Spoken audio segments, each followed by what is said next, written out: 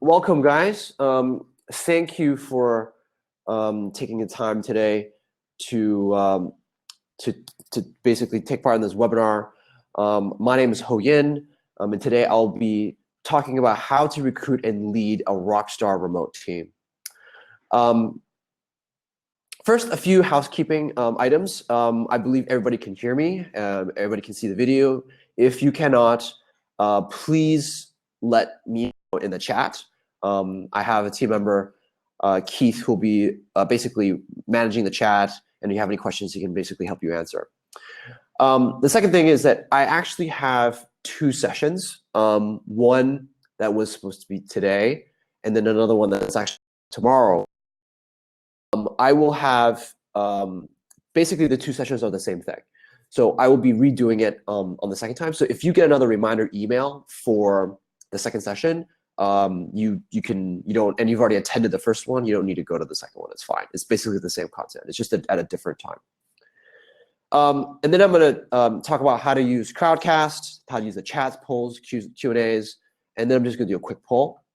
So just want to kind of go through quickly, like what a lot of you guys have already know how to use the chat, and you can chat on the bottom right corner with regards to the event. So that's pretty easy. And then the second thing is there's sometimes I might give polls, and with polls you'll see at the bottom right between ask questions and people, and you can basically vote based off of the item that or the options that I have for you guys. So this is just more interactive.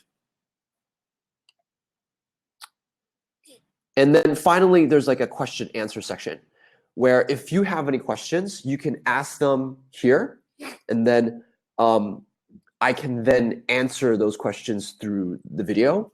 So just let us know that if you have a question through this this mode, and then we can answer really quickly. Okay, so here's our agenda for today. So I'm going to talk a little bit about me, and then I'm going to talk about some of the challenges that what I've seen and what people have seen about remote working.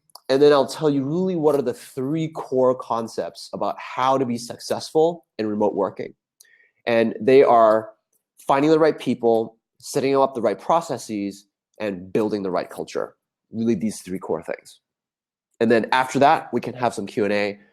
If you have questions even during the presentation, excuse me, feel free to ask. Okay, so a little bit about me. So I've led remote teams for over 7 years. I currently manage a team of a remote team of 20 people. I've built a B2B SaaS business with zero funding, bootstrapped it from zero to where it is right now. Built 3 successful online startup businesses, and I've interviewed over 20 remote companies, including some of the big companies that have really pushed remote working like Zapier and SendGrid. And so today is a really great opportunity for me to share those best practices with you. So the first question really that a lot of people kind of ask is like, well, why remote working? Like why are some companies really striving for remote work and really going for this, changing into this different model? Well, there's a few macro trends that are really happening right now around the globe. The first is the war on talent. I think for a lot of people, especially if you're managing a team or growing a business, you know that finding great talent is really, really difficult. And if you only limit yourself to your own location or your own limited geography, like in one city or one country, you'll find that it's very difficult to actually find great talent. That's always that, and it's very difficult to find them if they're not available. The second thing is really the globalization of ultra high speed internet. Like this is not about high speed internet. This is ultra high speed. Like the fact that we can have really fast internet in Thailand. We can have really fast internet in Vietnam, India, South America, Africa. And this has globalized and allowed freelancers to really work anywhere that they desire. And this has also proliferated the idea of able to use software, video streaming like what I'm doing right now. I'm based in Hong Kong, to be able to do that. The third is there's an increasing desire for freedom and work-life balance. And this is really from several angles. The first angle is that it's the fact that with people don't want to travel for 1 hour or 2 hours a day just to go to work. That's number one. Cities are getting congested. There's more and more cars on the road. People don't want to be going through that process. That's one of the first things. And the freedom to really be and work anywhere you want. Maybe you don't want to work in a city. You want to work outside of the city. And give yourself that work-life balance, to give yourself the freedom geographically and to do things that you want to do, and also work at the rate and the level that you want as well. So I'll share with you a typical story that maybe many of you have also done. I've also had this experience. And the typical story is like, oh, I want to hire a freelancer, I want to hire a programmer, and I go to Upwork or some freelancing site, and then I go and hire them. I write the job description, and then I look at their references, and then I pick somebody who looks to be great. But frustration eventually sets in. You don't know what they've created. You're unable to keep track if they're actually spending time or hours, or you don't know if the quality of work is actually great. Sometimes the quality of work that comes out is not great, and you end up having to micromanage them because you told them to do A, B, C, and they end up just doing A and C and miss B, for example. That's a really common problem that I've faced. And so why is remote working so hard? Says everybody. And I've definitely spoken to a lot of people who feel remote working is really difficult, tried it and failed and didn't want to try it again, or people who have a lot of reservations about trying remote working. So the way how I see remote working is basketball versus soccer, or football, if we look at the World Cup that's happening right now. If working in a centralized environment is like playing basketball. It's close quarter, you can communicate effectively, and then there's no real distance. The basketball court is really small. A soccer pitch or a football pitch is massive, it's huge. You can try to shout, but it's very difficult. I mean, the coach is typically not really shouting that much. They're just like standing there. The distance of play is so much more bigger. Now, if you asked a basketball team to then suddenly say, hey, you guys now go, most people will see that basketball team is not going to be able to play as well if they don't really know how to play soccer or haven't spent that much time playing soccer. And that's really it. It's just the rules of engagement, the basic rules of playing are very, very different. And that's how I see that a lot of people kind of skip that step, that, oh, I can apply the rules of basketball to the rules of soccer. And that's where I see the most misalignment. And today I'm going to show you what are the rules of remote working. So there are 3 key areas that I want to be talking about. And this is based off of my experience in talking to over 20 CEOs about remote working. This is the order which I've seen a lot of people focus on. One of the most biggest things is you have to find the right people. The second is you have to set up the right processes for management, for yourself, and for your team. And the third is you have to build the right culture, your team, and your company. All these 3 put together, then your chances of success are greatly enhanced.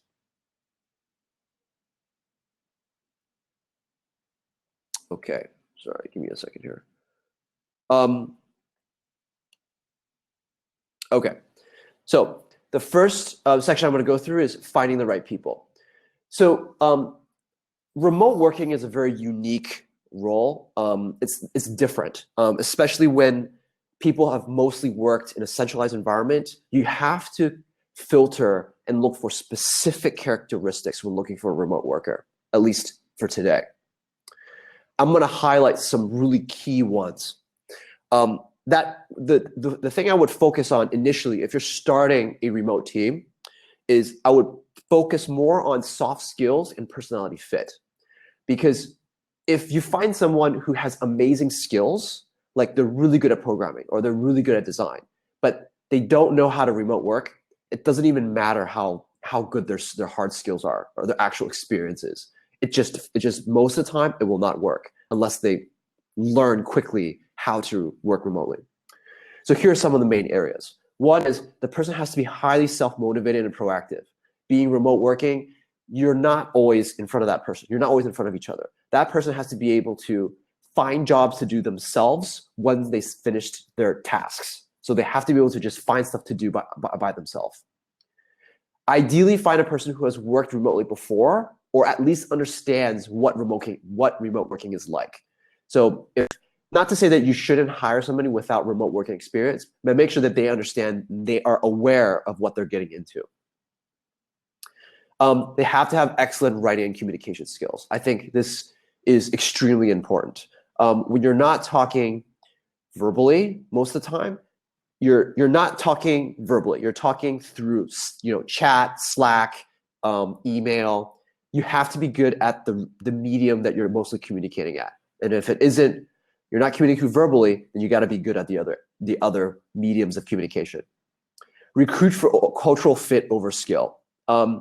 I think it's a good idea to do this first at the beginning, and then when you get a better idea how to recruit people that may have good skill but have never remote worked before, then maybe you can balance that out. But at the beginning, if you're just learning how to managing a team and recruiting a team, try to find people with a better cultural fit for remote working first. You need somebody who does not need much guidance, and of course is independent, and somebody who's dependable and trustworthy. And I will show you how you can, later down the road, I'll show you how you can interview and how you can test for these soft. So you know what type of people you want. Well, where do you find them? So there are a ton of remote working job sites. Some of them are free that I've listed here, and some of them you pay money. And so remote working is a small movement, but it's growing really, really fast. And they have their own community.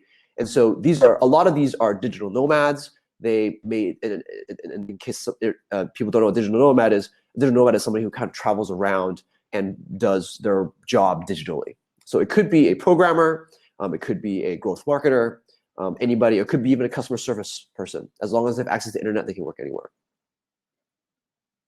Okay, the interview process. Now, I've broken down the interview process into these main categories, and this is what I have observed majority of remote working companies do. And I would say this is definitely best practice. It's similar to normal hiring, but there's just a few areas that I would focus on. So the hiring manager will do a video interview with some initial candidates that have been already pre-screened. They would then conduct a job test. And the job test is basically a test where somebody does the actual tasks and job they will be doing later when they have actually their job. So if it's programming, they do a test about programming and building maybe a small application that is relevant to your company. Or if it's a marketing person, they would actually go and write content or analyze the back end of Google Analytics. I actually have an example after this that I'll show you. So after that, there'll be a group panel Skype interview with final candidates, one at a time. So, and I'll show you a picture of this in the next slide. Here is a really important point. It's the last bullet point, but in my opinion, it's actually the most important. When you're working with remote workers, a lot of them come from a freelancing background. You have the option to freelance with them for 1 to 3 months. So it's kind of like probation, except without the employee contract. So you just freelance with them for 1 month and say, hey, this is basically, it's a test drive. It's a 1 month test drive. And you can drop them at any point in time. So you start with a small project, give it to them, see how they interact and work with you and the rest of your team. If they do well, then you say, oh, hey, great, we love your work. We would like to do full time now. And that just just makes things a lot easier. You don't have, there's not strong commitment, and you have more control of the process. Really key. All right, here's a job test example. So there's a lot of words on this slide, but I'm just going to summarize for you. So this is a job test that I gave, and basically is to find the next topic. This is for a growth marketing person, and it's to find the next topic for an article, basically. And the deliverables were to produce a video recording of yourself and your screen using a web app like UseLoom, and walk through your methodology of your research and the sources you used, and how you decided on picking that topic. Go through the research that you did, develop the article, why you researched it, etc., and then send us a link to the Google Doc and writing that 500-word limit article. So this walks through exactly what that person is going to do. They're going to write content. They're going to walk me through their whole thought process of why they did it. I'm going to see their face. I'm going to see how they communicate through words and also through voice. A lot of elements that I can evaluate on. So I'm going to play this. I'm hopefully not sure if this is going to work from a sound perspective. Hopefully it will work. If it doesn't, I can share with you. Hi. So my name is Liz. Can you guys hear the sound in this video? I'm trying to write a unicorn or anchor article for the Riotly website that would attract 1,000 new users each day with 500 words. So let me talk you through my process here of how I went about this. So initially what I did was I went to the website itself and I scrolled through what blog posts were already there, sort of on the web, to get a feel of what sort of content the company itself was putting out there, how they're drawing people in. And then what I wanted to do was create something that was unique that I didn't see here. So the next thing I did was I started just Googling, researching what are the top trends, what are people to know in 2018 about Instagram and how to grow their pages, and what's changed within the app itself, the platform that has altered how things work, how you actually get users. So here my research. So here I have a list of all of, I mean, this isn't even all of them, but it's a lot of the links that I had visited.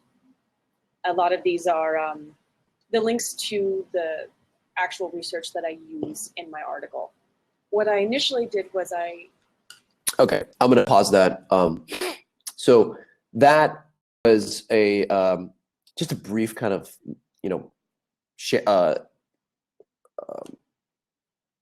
walkthrough of what it would look like. So this app, UseLoom, I love this app. It's great. They didn't pay me to say that, but it's a great app. It records your screen. So you can see that I could get a lot of information through this recording. I can understand how she thinks. I can understand what process she went through, her communication style, what apps she's using, how she did her research. So I have a really good idea of what kind of a person she is. So you tremendously, and asking them to do that. UseLoom is actually a Chrome extension. You just install it. I just give them the address and say, hey, install the Chrome extension, and they just go through with that. So this is a good example.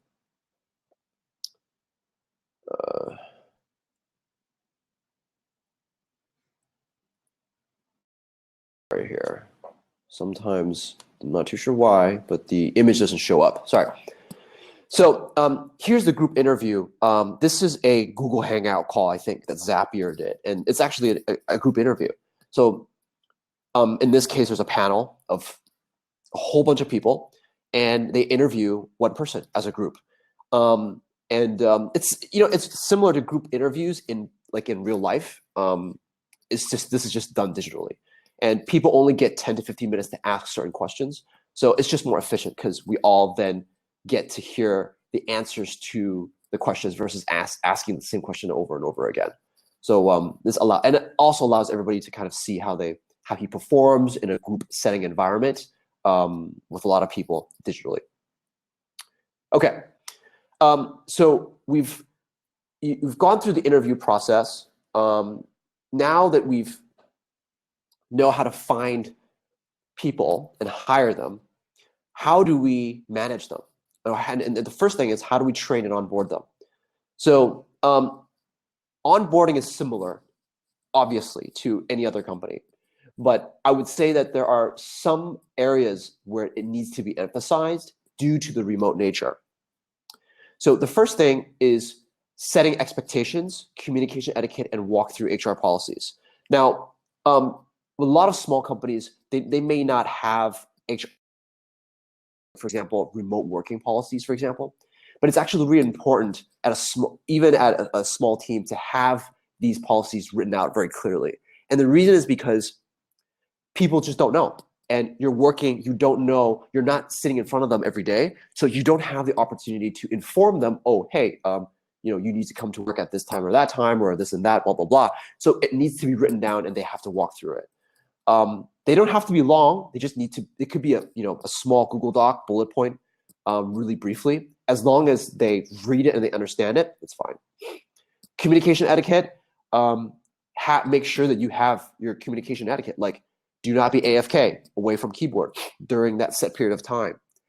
Setting expectations. What are your expectations for them when they're working? Like, you have to be working from this time to that time, and you have to respond. What I do with my team is you have to respond to my chat within 5 minutes, for example. Like, you have to be present. It's helpful to actively assign someone to train and walk through the new hire through the whole onboarding process. And typically that might be a 90-day period. And have a 90-day roadmap. So, because sometimes people, when they join the remote team, there's nobody around them for them to ask questions. So they're kind of like, hey, I'm like sitting in my room and I don't know what to do. So they get confused or they get lost sometimes. 90-day roadmap that you write with them or with the hiring manager can clearly tell them, all right, these are your priorities that you need to do for the next 3 days. And this is how you can kind of get on board. And of course, you need to share your processes and training videos. So it's really important if you're hiring people for an operational standpoint, like maybe customer service, customer happiness, excuse me, people who are doing really repetitive things. It's really, really important to document your workflow. And I know a lot of small businesses, they're like, oh, I don't have time to document workflow. It's always changing. And, I don't want to work on that. The challenge is, if you're with a small team or if you're with other people, it's really easy to do that. But if you're working remotely, it's really difficult. The problem will accumulate if you don't document it properly. You could probably do it okay up to 5 or 6 people, but then that means you have to communicate a lot through Skype and through other means of communication to make sure that people understand that workflow. So one way is document it through apps like Process Street, KissFlow. Another way how I do it is you centralize your docs and you put them together in Google Suite, for example, so everyone has access. But here is the key thing that I like to do, which is I think it's the best hack. Excuse me, is you use a tool to record your screen when you're training them. So if I'm onboarding new employees them through the onboarding process, I record the onboarding process actually. If I'm training that person to do customer happiness, I train them and record at the same time. This works wonders because then you don't have to document, like you don't have to type it like step by step, blah, blah, blah. You're like, hey, here's the screen, you go to this application, you do this and that, blah, blah, blah. So when things change, it's easier to say, hey, I just record another recording and say, hey, I'm just gonna change this workflow a little bit. And the other great thing about record training by recording it through the screen, that people cannot remember the first time you teach them. Like they're gonna forget, right? It's amazing for recorded training because they can then go back and watch the recorded training step by step and go at their own pace. Because sometimes you might it, and that's sometimes what I do. I know I do that, and that they can like slow down, stop, or go back. So I upload all of my suite or and I'll keep on.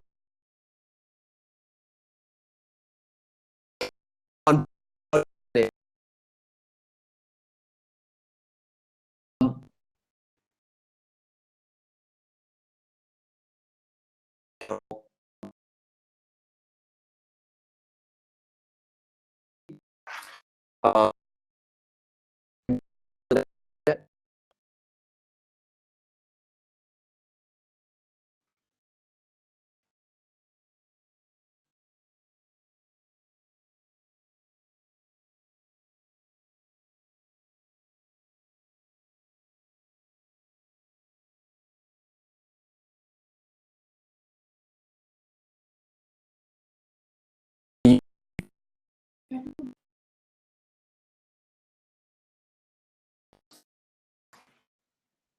or from the beginning screen.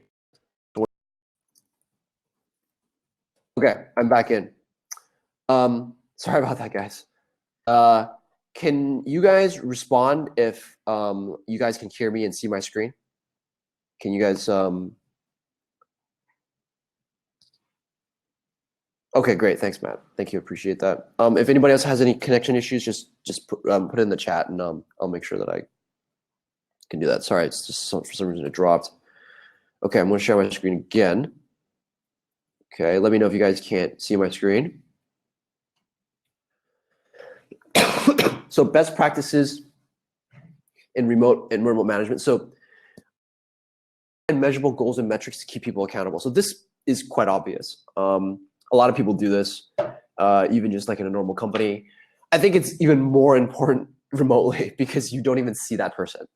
So I'll give you an example. Like I had a person that I hired that does lead generation for me. And my metric for her was, okay, produce 20 leads on the first day. And I'll share later about how I was able to track that with a spreadsheet. Well, it's actually quite easy. You can just tell them to enter it into the spreadsheet. But that's a really simple example that, okay, I can see that she did 20 leads for, let's say she worked 8 hours, right? And so I can have that measurable metric of keeping people accountable. Now, that's a really simple case, but you can do that for much more complex cases, like for marketing, for programming. And it's even more important to keep that transparency between you and the employee to say, hey, this is my goal, this is what I want to achieve. So this is all stuff that's really typical, but it's almost as if you have to deliberately do that when you're working with a remote employee, because that's the only way you'll know if that person is actually doing work or you guys are both aligned and achieving the same thing, trying to achieve the same goal. Constant reiteration. Communication is oxygen. This is something that I've heard a lot, and writing down everything. Communication is oxygen. So people who are extroverts, this is easy, but it's just reiterating and constantly reiterating is something that you should expect to do. This is typical for most companies anyways, but it's even more applicable here. And communication oxygen, I think, is a really, really great term or a great phrase because, yeah, if we're not communicating, we're not seeing each other, the company's not moving or we're not really going anywhere. So encouraging communication is important. The other thing that I would suggest is being ultra expressive. And so using GIFs, using memes and stuff like that to really talk about, to really show how happy people are.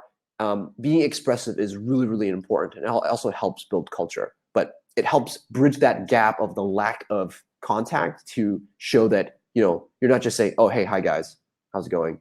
But showing actual some emotion. No, this is just a scrolling through some of the GIFs that we use. So we use Slack a lot.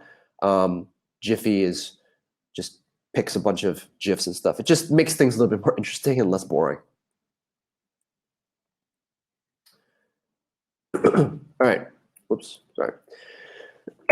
The next thing that we found really works for remote working is having a set meeting cadence. So having an all hands meeting on Monday, that's typical for a lot of companies. In programming, they have daily stand-ups if you follow Agile. And for other functions, they do weekly or bi-weekly check-ins. Weekly or bi-weekly check-ins are one-on-one meetings that you have with a person. That's either 30 minutes to an hour.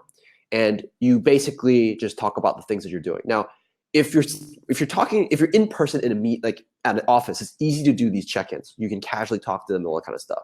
But remote working is very difficult to do these kind of hallway conversations. So you need to sit down and schedule every week or every other week an actual check-in. And as a manager, your job is to dig in during these check-ins. And digging in meaning to ask questions and to really understand what people are really going through and really feel. How do they feel at the moment? And it's a really bit touchy-feely, I understand, but it's actually quite important. I've had designers that say, hey, I'm really bored about the things I'm doing. And I'm like, oh, really? Well, what are you doing right now? And they said, oh, I'm just doing the same thing over and over again. I'm like, oh, that's easy. Let me just talk to that manager, your manager, and I'll tell them to change it up. Now, that conversation would have immediately happened if that designer was with me, sitting next to me, or within the same office. But that conversation wouldn't happen. It would only surface up when you have these weekly check-ins. And if you're not measuring the pulse of your people, of your teammates, things can slide and people may be unhappy and you don't know. And especially for bashful introverts, for people who are shy, you have to, be able to dig deeper, not invasively, but be able to really understand what they're really going through, and what they really feel about the work that they're doing. So Intel does a method. It's called thirds, check-in meeting format. So the first third is the direct report talks about anything what he or she wants. The second third is the manager talks about anything he or she wants. And the final third is they talk about the future. And the third is like let's say it's in an hour, then it's in 20-minute increments. And where you talk about that. In the first third, I would emphasize is the direct report talks about anything. They can talk about the sun, they can talk about the weather, they can talk about World Cup, whatever they want to talk about. Usually they talk about work at the end, but it's good to give them the ability and the freedom to express themselves in this case. So they can express things that they may not be happy about or things that they feel their concerns. Okay, now this is a big one for people who just started with remote working. It's accountability and productivity. So for people who just started and you're not sure and you're feeling uncomfortable with working with people remotely, you can try using timekeeping software to keep track of the time that they're working for you. This is typically used for agencies to build their clients, maybe internal projects of that sort.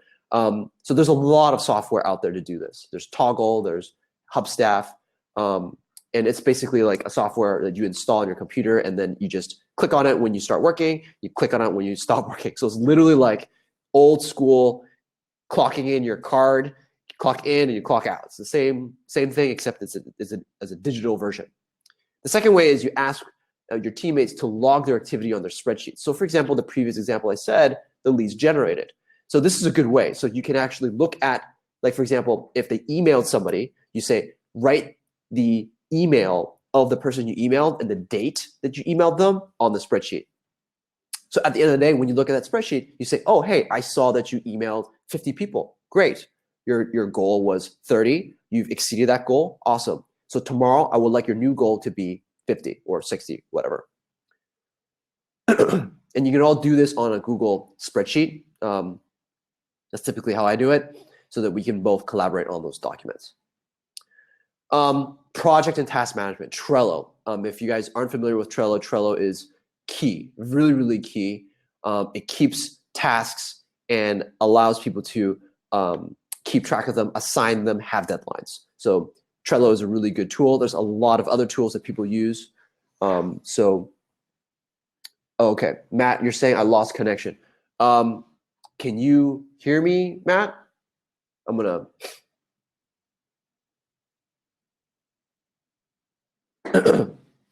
All right, I'm still talking. Let me just reply here. Oh, okay. So you're all good? All right, great. Let me know, Matt, if there's any other issues.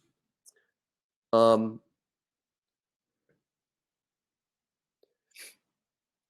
right, I'm going now to the next slide. Let me know if you guys see the next slide. Okay, great. So another way you can do it is something called a productivity tracker. This is a lot more detailed. Excuse me. Excuse me. A lot more detailed.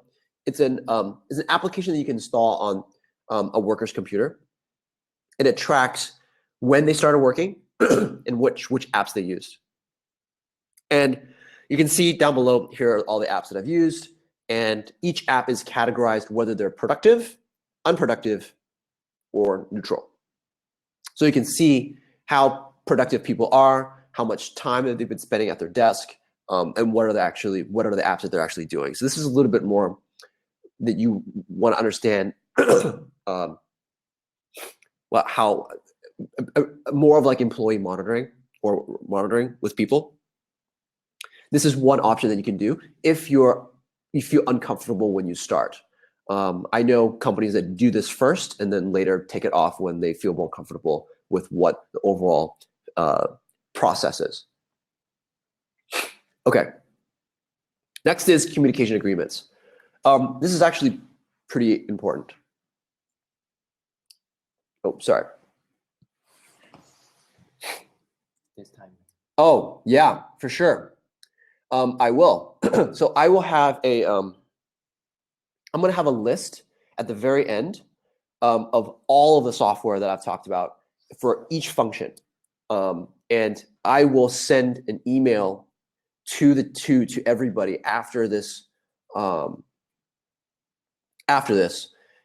sharing the presentation and also all of the websites that I'm using. So thank you. I will do that. All right. Excuse me. Okay, so communication agreements. So a communication agreement is basically an agreement between me with the rest of my team and between each other. So Slack chat, I can have agreements with my team and say, I will reply ASAP, but if I'm in a meeting, I might not be able to reply it. Email, I will try to reply within 24 hours with my team. If you require an action that's really immediate, title the subject as urgent. And if it's like super, super urgent, text, WhatsApp, or call on the phone. Now, why is this important? Now, if you have team members in different time zones and you send an email or a Slack chat, sometimes people don't know if they need to respond to that. It might be 10 o'clock their time, and they're like, well, I'm not working. Do I need to respond to it? The answer is that, well, if you're already kind of not working anymore and you're off work, you don't need to reply. And these communication agreements are really important because sometimes people don't know what their boundaries are in terms of their time, and I'm going to talk about that next. So this is really important to kind of have this policy, especially if you have people working across different time zones. All right, time zones, perfect segue. It's really important for not only you, but also your teammates to set boundaries and schedules and to make sure that it is communicated what those boundaries are. So for example, this person is working from 2 p.m. to, let's say 10 p.m. or whatever. That is the schedule that he has, and that is his boundary. So he will not reply after a certain time. It's really important to have a diet for yourself in terms of your work because it's very easy to overwork. Actually, for remote working, one of the challenges is that people work too much, actually, in some cases, because they're at home and they just work. Request for leave or AFK ahead of time. This is something that I think is really important. If you're going to be gone for a few hours, I ask my team to let me know, to let the rest of the team know. If you're going to have leave for like 4 or 5 hours, or you're going to be away from your keyboard for lunch, let the team know, so that the team knows that you're not responding, not because of any reason, but because you have to do something. It's very frustrating when you want to talk to somebody and they're not there. But if they've already requested leave and it's on the calendar, you're like, okay, fine. I mean, I totally understand you're not there. We'll talk later. I highly recommend start with a plus minus 6 hour time difference. When you get to 10 to 12, it starts to get really tough. You might be able to do it yourself as a manager, but for your team who is not used to that, if you have a centralized team or maybe a decentralized team, you're asking people to basically change their entire time zone, which is fine. That's not a problem.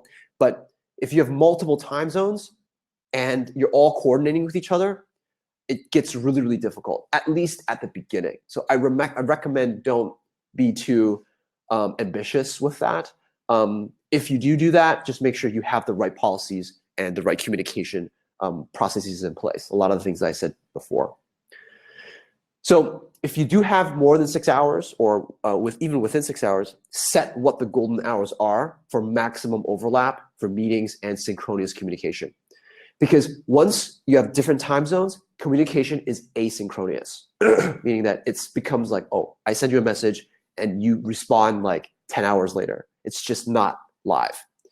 So when there is overlap, you say, hey, this is the time when we have our meetings, we talk, and we have a lot of communication. This is the golden hours, and make sure that you set that. So building the right culture.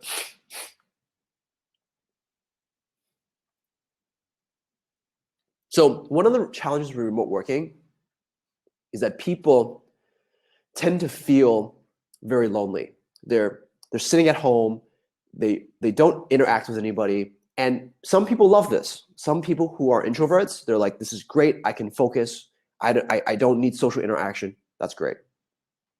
But for some people, they cannot do that. They don't like it. They don't like loneliness, and they need an outlet to talk to people.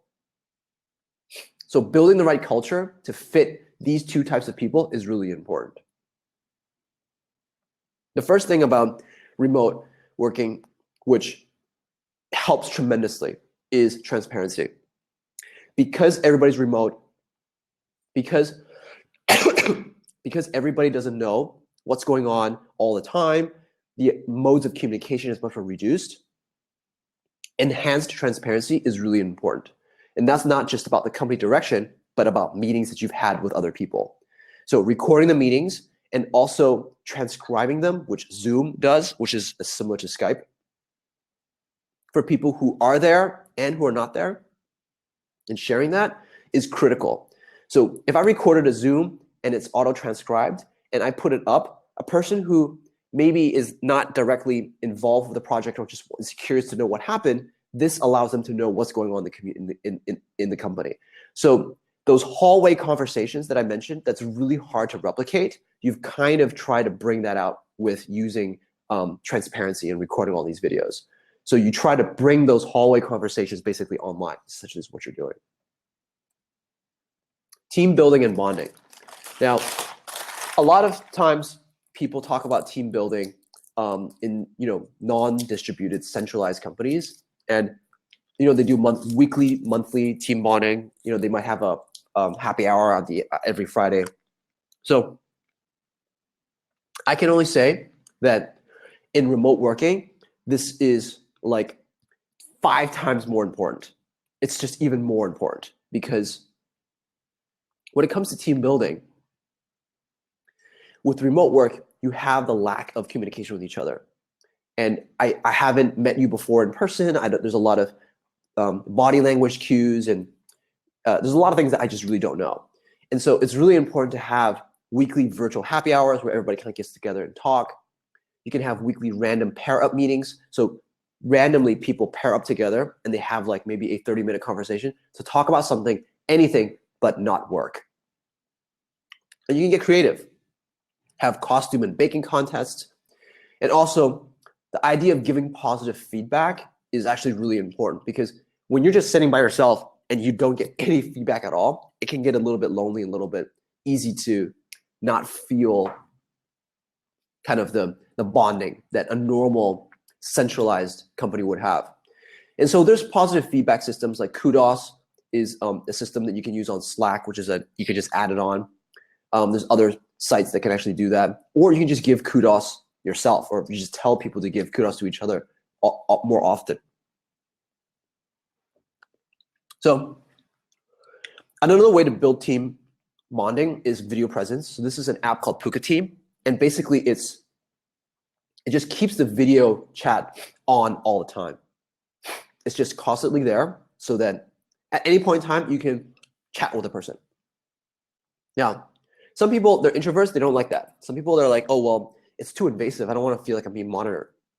But I know some teams that live and swear by this, because they're very interactive people and they're very social, and they need that social interaction. So this is great for people that are more social. Here's something that we played that I tried, and it was a really big hit. It's basically charades. It's a game where, I don't know if you're familiar with this, but it's a game basically somebody, I get a clue. I only see it. Let's say it's a car, and then I have to like use physical motions without speaking to describe that clue, like a car, and people have to guess. And we tried this, and it was amazingly fun. It was amazingly fun. So having games that rely on video to interact with each other really helps people get to know each other a lot better. And of course, Slack channels. So we have Slack channels that celebrate our wins. We also have Slack channels that talk about specific topics. So definitely use Slack channels to have people to create their own communities so they can talk to each other. Really important. Nothing can replace annual retreats and in-person meetups. So almost every remote company I know will have an annual retreat. They invite everybody, they fly everyone to one location, and they all just party, have fun, do retreats and stuff like that. So I did that. I did that in the Philippines last year. I'm going to be doing it again in the Philippines this year too. It's fantastic. It's fun. When you see everybody come together, when they're talking to each other through Skype all day long, and they suddenly meet each other in person, it's just like, wow, it's just amazing. It's just another dimension of reality that you experience, which is great. All right, here's the list of tools that I went through today. I will also send you guys this list through email later. And if you guys have any questions that you feel, or recommendations of other tools that you need to solve certain problems, feel free to let me know, and I can give you some recommendations. So this is just kind of like a conclusion, a rehash of the 3 key elements I just mentioned. Yeah, and then, so I would like to open this up to any questions that anybody might have. I would like to say that I will be I will be available to have consultations. So if you have challenges about working remotely, please book me some time below. If you look at below, there's a green button. This says looking for help with remote teams, book me. It's totally free. And I can walk you through the process that I did, and might be able to walk you through and help you with your process. Is there anybody who has any questions or anything that they want to ask? Feel free to ask it in the Ask a Question section at the bottom.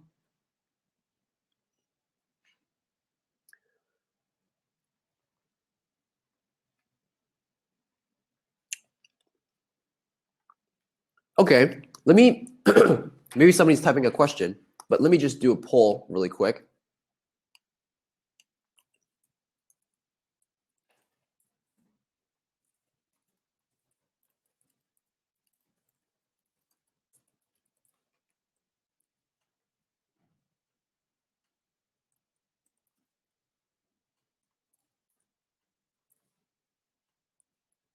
All right, so I just created a poll.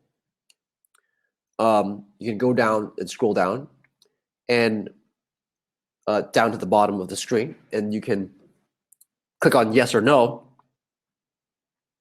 if you led a remote team before.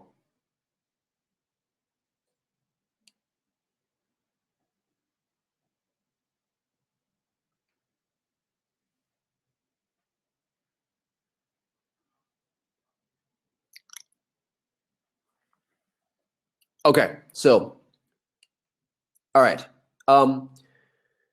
So for sites to hire remote workers, I do have a list, and I can also share that with you. I'll send that in an email right after this. But there's a lot of remote working sites, and I can definitely send you that list that you can go look at. Remote OK is good. We Work Remotely is also really good, and traditional Upwork is actually not bad as well. It just depends on what kind of job that you're looking for. Certain websites have a better pool of applicants for certain types of jobs, and depending on your budget as well. I'm going to answer this question really quick.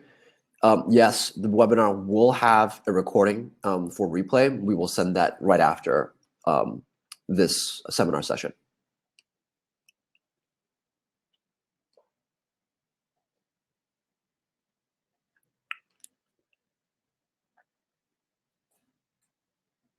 Okay, great.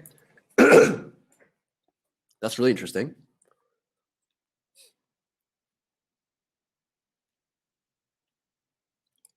Talking to, sorry if I'm saying your name wrong, Ogunse, about starting a new cryptocurrency loaning service business.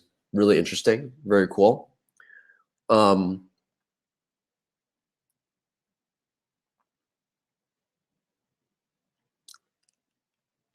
waiting for your question if you have a question. I'm assuming you're typing it right now.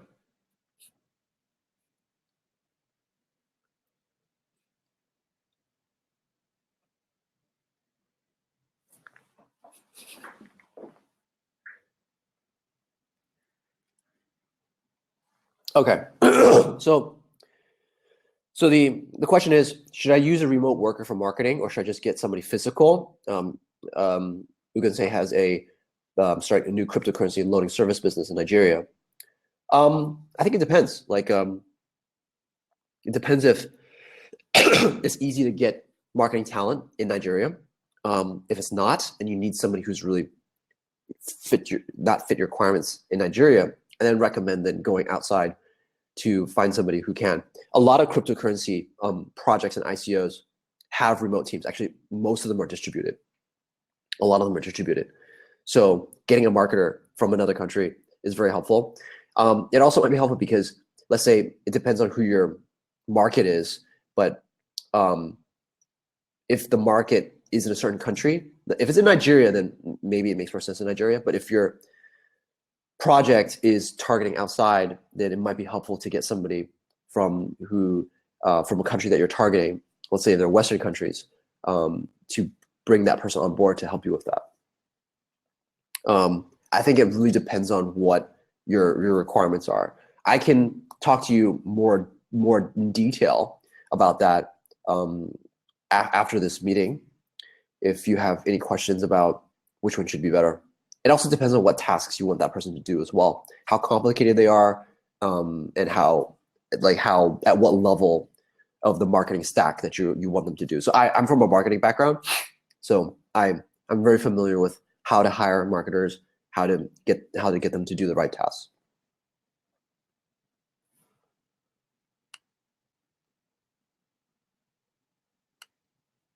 Yeah, no problem. Any other questions? Okay, the poll says. So maybe here's a question.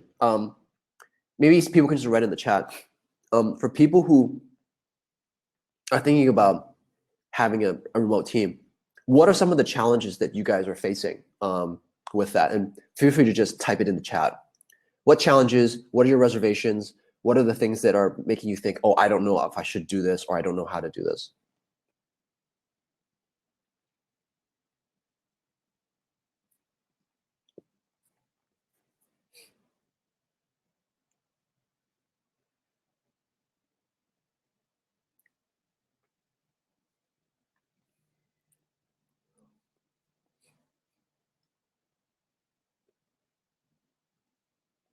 Okay, sure. Oh, great. I'm glad you found it helpful. Let's see.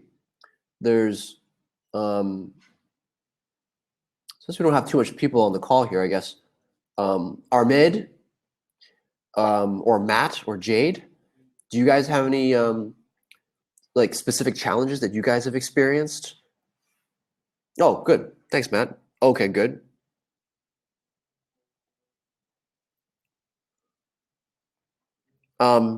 Jade or Armid, did you guys have any kind of specific challenges that maybe you have encountered or have reservations? Right. There's a lot of competition outside.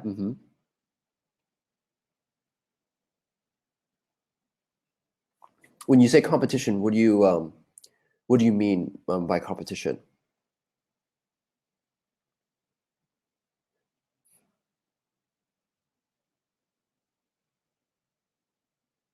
Oh, I see. Good question. That's a really great question, Jade. So the question is, how do we make sure that employees stay with our company as a remote worker, since there's a lot of competition outside? Okay. So how do we make sure that we get employees to stay in our company? So the weekly check-ins are really important in this case. Having that one-to-one conversation, either you or your managers, having those one-to-one conversations with them to actually make sure that you measure their pulse and to make sure that they're happy. That is probably the best way to make sure that they are engaged. The other way is to make sure that you provide really good opportunities for learning and perks. So a lot of times, a lot of what employees love and why they stay and they retain is because they're not bored and they're always learning. So making sure that you have those two things. So always bored, you have communication with them to make sure that you understand what are the things that they want to do and they don't want to do. And they're not doing the same thing over and over again. That's number one. Number two is learning. So a lot of remote companies give remote stipends, education stipends. So they might say, hey, in the one given year, I'm going to give you $500 or whatever. You can go online to any website and learn stuff on your own. And just tell me which one that you want to do, and I'll pay for it. So a lot of companies save, because they saved money on the rental cost, on computers, on infrastructure, then they put that money that they've saved and they put that into helping the employee themselves grow and get more out of remote working. So a lot of them, for example, they give it's pretty crazy. They give as much vacation as you can take. Some companies will buy laptops for them. Some of them will give them really, really good benefits for health. So you can use all these ways from the money you save from having an office to actually giving it to the employee. And those cases, a lot of employees really like that. So hopefully that answers your question. Okay. Do we help with? So Ogense has asked, do you help also in recruiting remote workers? At the moment, I do not, but I can help you. Oh, you're welcome, Jade. I can give you some further guidance with recruit remote workers. So I can give you some more information about how to do that. But at the moment, I do not help others do recruiting for remote work. But I could definitely have a conversation with you about that. Okay. Oh, sure, Jade, go ahead. Feel free to ask it.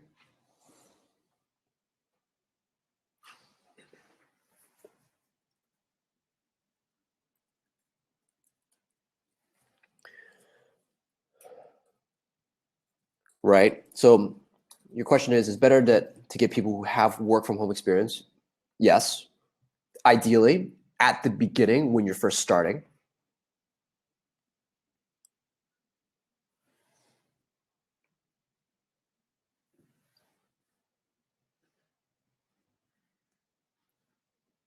Is that your question? Sorry. I'm not sure if you had any additional follow-up from that. I'm just maybe you're typing it right now. Okay.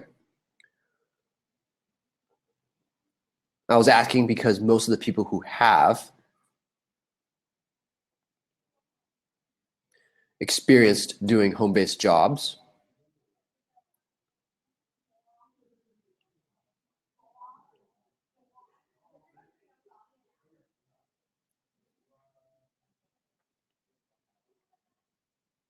Oh, I see. Okay, good question. Actually, what's interesting is I've met people from a very wide spectrum. It's really interesting. There are people who are willing to take a pay cut to do a home-based job. I've met people that are doing that because they save the money and on their commute time, and also they get to live farther out, so the rent is cheaper. So there's those type of people.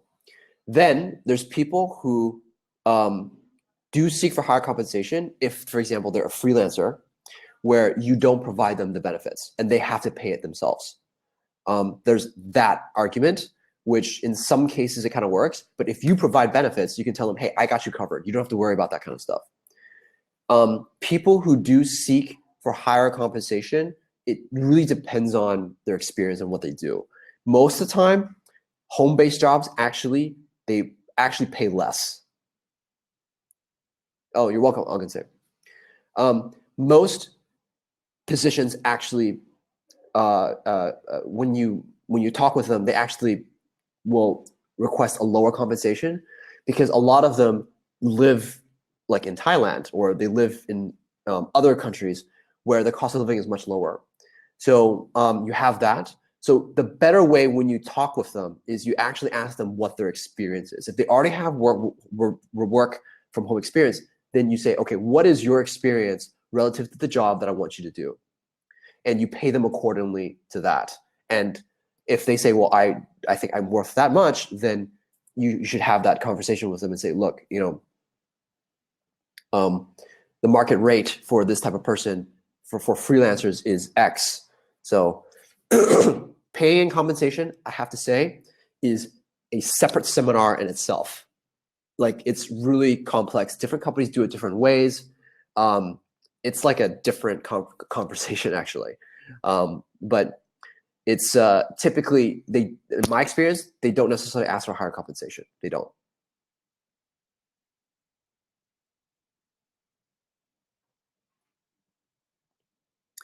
So if they've worked from home, let's say they have work from home experience, then you can invest in training. That's okay. Actually, I do that too.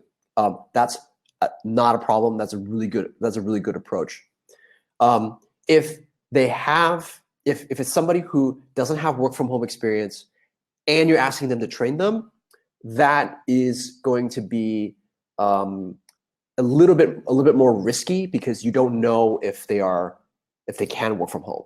So in those situations, I highly recommend doing like a 2-week trial, like a freelance trial. So pay them for the 2 weeks that they work, but just say, hey, I'm going to try you out for 2 weeks and judge them based off of their communication and how they're working with you, and then determine if that's worth investing for.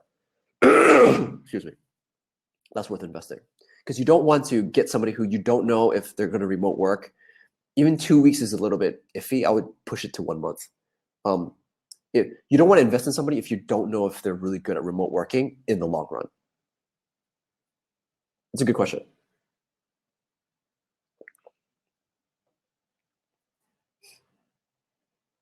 Not sure if I answered that question. Okay, good. Oh, Matt. Okay, so good question. It depends on what function you want. So can you share maybe like what function you want to, what function that you want to, okay, great. So, and is this programmer, is it web or mobile? Or both? Web, okay. So my recommendation, so let me actually answer this question right now. So for programmers, right now, really good countries to recruit from are Eastern European countries like Ukraine, Poland, Slovenia. These are really good countries. They're around about $20 to $30 per hour, and they're very good at math. That's a really good hotspot right now for programmers. Other countries that are cheaper that are better is Vietnam is okay. India is very cheap, but you need to make sure that you're able to manage. That typically the cheaper they are, the more that you have to project manage. That's typically the case. If you have to pay for, if you want somebody to basically just take your idea and then just magically do it, those are typically really expensive.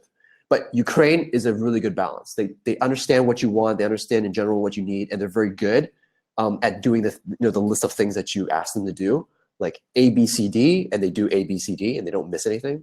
Ukraine is good. Vietnam is not bad. India is you have to find the right partner. I've worked with several Indian companies in the past. My experience with Indian companies are 2 out of the 10 that you work with are amazing, and the other 8 are really bad. So you just have to know how to find the right ones. They exist. It's just you need to sift through them more. But otherwise, it's I know some really good Indian companies that actually have done really great stuff. Okay, marketers. For writers, for content writing, I would say if it's in English, I'm assuming it's English, you can find some good ones in Singapore. You can find some good ones in the UK. They're a little bit more expensive. And also in the US, actually, they're not bad. You just need to pick the right cities. Marketer. So I want to put marketer as a separate subject because marketing is also somebody who might have to analyze and look at like Google Analytics and do some like math-based stuff. That is all over the world. Like you can find marketers basically everywhere. Like there's no really special country that does really well for that. I would say people that understand, if your market is Western market, for example, then make sure you hire somebody who understands the Western market very well. So if it's let's say an Indian person who has experience in doing marketing for Western audience, then that's okay. That's fine. Hopefully that answers your question. Okay, so all right. So social media promotion, if it's just simple, like taking the image and then doing some simple stuff and then posting it on, the Philippines is actually pretty good. Philippines, Vietnam, they're pretty good. Even India, they can do that too. For those countries that I mentioned, really simple, like you've defined the process, it's really easy, then you can get those countries to do that. That's no problem. Okay. Okay, great. Then I'm glad I answered that, Matt. Okay, so you asked, from your experience, what is more expensive, remote workers or physical workers when it comes to marketing, developing a web application? What is the price range for like 6 hours daily? All right, I'm going to answer. Okay, I'm going to answer this question. So, remote workers are cheaper, hands down, way cheaper when it comes to developing a web application and also for marketing, because you don't have to pay for their computer, you don't have to pay for a workspace, you don't have to pay for all their full-time benefits. Sometimes all those costs you don't have to pay for. And also, because of remote workers, you most likely be able to pay for somebody that's actually a much lower price than somebody locally, potentially. I'm not sure about Nigeria. Maybe it might be a bit different there. So for 6 hours, I mean, typically, it ranges between $20 and $30 on the low end for like a web application, and it just goes up from there. So $20 times per hour times 6 is maybe $120 an hour. You can get cheaper than that.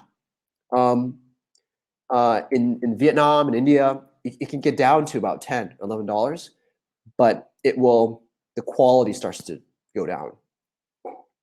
And you need to spend more time in coaching them and telling them what you need. So price does dictate quality and the amount of time that you spend.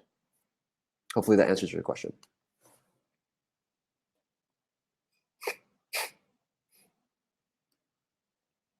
Okay, great. So just a quick question. I know you guys they're probably leaving soon, and just a quick question for you guys.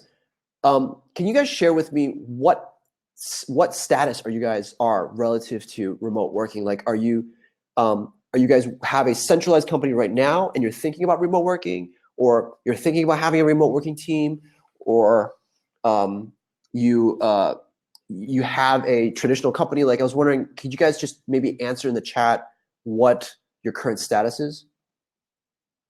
Okay, great. Awesome. Jade, Ogunse, Amir, or Armid? Okay, Jade currently working in a remote company. All right. And Ogunse, you already have a company. Is it a traditional company, or is it? Okay, so set up a physical workspace. All right, so and you're considering remote working is my assumption. Okay. Jade, you said that you're currently working in a remote company. So what was your interest? Oh, I see. You want to shift to remote. Okay. Jade, you said you're currently in a remote company. So what was your interest in taking this workshop? Are you planning on having another team, or just trying to get best practices?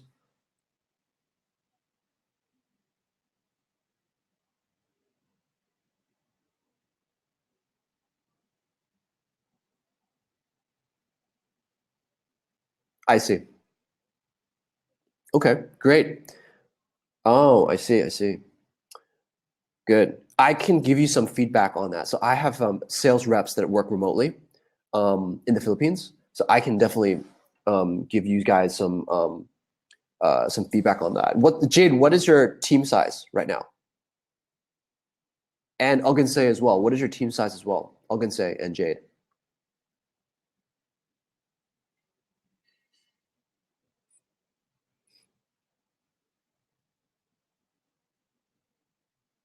Oh, wow. That's a lot. Wow, great. Okay, I'm gonna say 4. Okay. Oh, wow. Okay. So, yeah, Jade, I mean, I can definitely help you with that. I've spoken to SendGrid, Zapier, WordPress, and I've basically, they are at 100 plus. Those companies are at 100 plus remote working. And so definitely would love to share and talk about some of the scaling challenges that they have encountered that maybe that they have solved that might be helpful for you. Yeah, we'd love to get on a call. Yeah, sure. Great. Okay. Okay, you said you have targeting 4. Okay, great. Let me know if you need more help. Matt as well. I don't know if you're still on. Let me know if you need more help as well.